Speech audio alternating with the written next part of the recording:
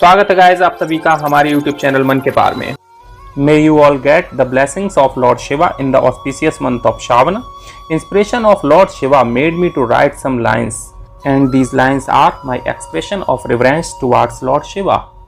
And eventually this has become a beautiful rhyme named I am Shiva. I am Shiva, the pure consciousness. I am the reflection of your reverence. I need no offerings as you do. Just feel I am within you. I am with you, just be sure. Keep your consciousness always pure. Be kind and generous to all you do. Give your best to yourself and you.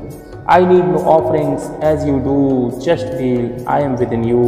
If things go wrong, don't be scared. Neither cry nor be surrendered. Never give up. This will make you win. Live at full swing as you have wings. I need no offerings as you do. Just feel I am within you. Neither tremble nor be fierce. I am your breath. I am your pulse. I am your soul. I am the truth. I need no offerings as you do. Just feel I am within you. All the universe pervaded with me, and I am pervaded with all the universe. I am the earth. I am the space. I am your present, past and future. I need no offerings as you do. Just feel I am within you. I am transcend all the conditions and state. I am beyond speech and perception. I can be known only through love. I need no offerings as you do. Just feel I am within you. I am the source of perpetual delight. In me, instant pleasure and bliss personified.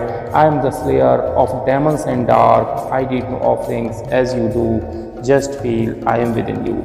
I am beyond physical qualities and view. I am the beginning and I am the end. I am beyond matter, time and space. I need no offerings as you do. Just feel I am within you.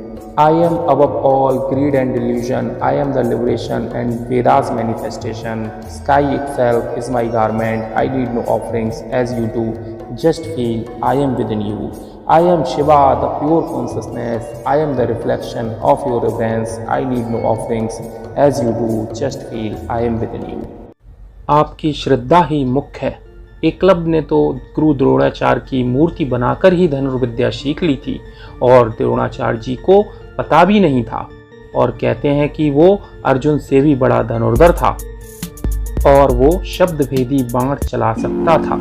यानी ध्यान इतना उत्कृष्ट था कि आवाज सुनकर ही लक्ष्य भेद सकता था, क्योंकि एकलव्य की श्रद्धा ने ही गुरु द्रोणाचार्य की मूर्ति में प्राण प्रतिष्ठा कर दी थी और उसने वो सब कुछ सीख लिया जो द्रोणाचार्य जी अपने शिष्यों को फिजिकली प्रेजेंट होकर सिखा रहे थे। दुर्योधन भी गुरु द्रोणाचार्य जी का शिष्य था और अर्जुन भी, लेकिन गुरु के प्रति श्रद्धा दोनों की अलग थी।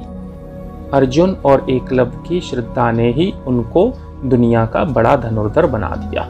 शास्त्रों में कहा भी गया है, यथा दृष्टि तथा सृष्टि, अर्थात आपके दृष्टिकोण पर ही निर्भर करता है कि सामने आपको क्या दिखता है। मीन्स आप खुद ही डिसाइडिंग फैक्टर हो। It does not make any difference that which God you worship. या आप सगुणवादी हैं या निर्गुणवादी हैं, इससे कोई फर्क नहीं पड़ता। फर्क पड़ता है आपकी श्रद्धा कैसी है, क्योंकि अल्टीमेटली आपकी श्रद्धा ही फलित होती है।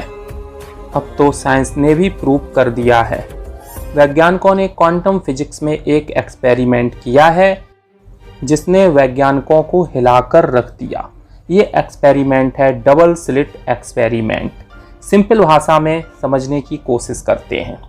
मैटर के छोटे छोटे पार्टिकल्स जब हम किसी एक स्लिट से फायर करते हैं तो वो एक सीधी रेखा में सामने की दीवार पर टकरा जाते हैं, यानी एक सीधी लाइन का पैटर्न बनाते हैं। और जब हम उन्हें दो स्लिट से फायर करते हैं तो वो दो सीधी लाइन का पैटर्न दीवार पर बनाते हैं। फॉर इंस्टेंस, रेत के दानों को डबल स्लिट से फायर किया तो उन्होंने सामने की दीवार पर टकराकर दो सीधी लाइंस का पैटर्न बनाया। इसी तरह जब वाटर को उन दोनों स्लिट से गुजारा गया तो सामने की दीवार पर एक इंटरफेरेंस पैटर्न बना। ये वाटर वेव्स के आपस में टकराने की वजह से बना। इसी तरह जब हमने इलेक्ट्रॉन्स को दोनों स्लिटों से फायर किया, तब हमने देखा वो तो सामने की दीवार पर एक इंटरफेरेंस पैटर्न बना रहा है, बिल्कुल वाटर वेव्स की तरह। और जब इसको वॉच किया गया साइंटिफिक इक्विपमेंट्स की मदद से, तो देखा कि ये तो बिल्कुल पार्टिकल्स की तरह बिहेव कर रहा है और सामने की दीवार पर केवल 2 सीधी लाइन नज़र आ रही हैं। ऐसा लगा कि इलेक्ट्रॉन्स को जब कोई देख रहा था तो उन्होंने अपना पैटर्न बदल दिया। इससे पता चलता है कि जब हम इलेक्ट्रॉन्स को देखते हैं तो वो निश्चित पैटर्न में रहते हैं, और जैसे ही हम नहीं देखते हैं तो वो केवल एक पॉसिबिलिटी होते हैं। इसका मतलब है जब तक हम किसी चीज़ को नहीं देखते हैं वह केवल एक वेव की तरह व्यवहार करती है, और जब हम उसको देखते हैं तभी वो सही मायने में एग्जिस्ट करती है। तो फिर सत्य क्या है? हमारे लिए सत्य या कहो असत्य, जो भी है वो है जो हमने देखा, जो हम देखना चाहें। यानी ये संपूर्ण सृष्टि केवल हमारे दृष्टिकोण पर ही निर्भर है। हम जैसा देखना चाहते हैं वैसा ही दृश्य हमें आगे दिखता है।